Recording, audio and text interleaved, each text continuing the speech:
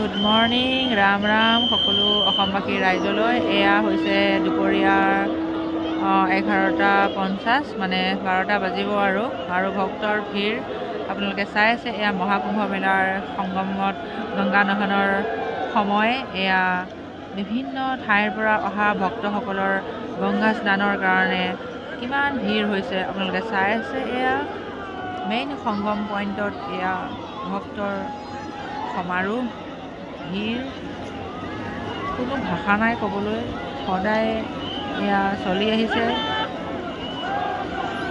13 জানুৱাৰীৰ পৰা 26 ফেব্ৰুৱাৰীলৈকে এনেকুৱাই ভিৰ আপোনালোকে দেখিবলৈ পাব। মাজে মাজে মই ভিডিঅ' দি থাকিম, আপোনালোকে চাব আৰু পাৰিলে এবাৰ আহিবলৈ চেষ্টা কৰক আৰু গংগা স্নান কৰি যাওক।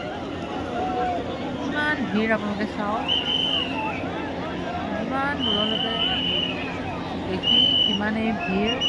ভক্তৰ ভিৰৰ কোনো সীমা নোহোৱা হৈছে।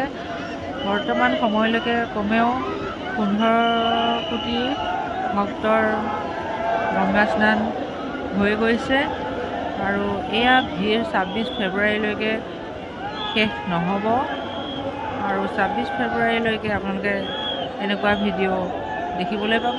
এয়া মহাকুম্ভ মেলাৰ এক মনোমোহা দৃশ্য,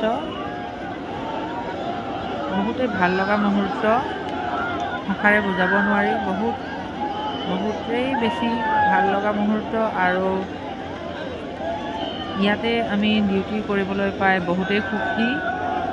ভক্তসকলৰ সুৰক্ষাৰ কাৰণে আমাৰ ইয়াত ডিটেইল হোৱাৰ কাৰণে ডিপাৰ্টমেণ্টৰ ফালৰ পৰাও ইয়াতে আহিব পোৱাৰ কাৰণে নিজকে বহুত ভাগ্যৱান বুলি ভাবিছোঁ।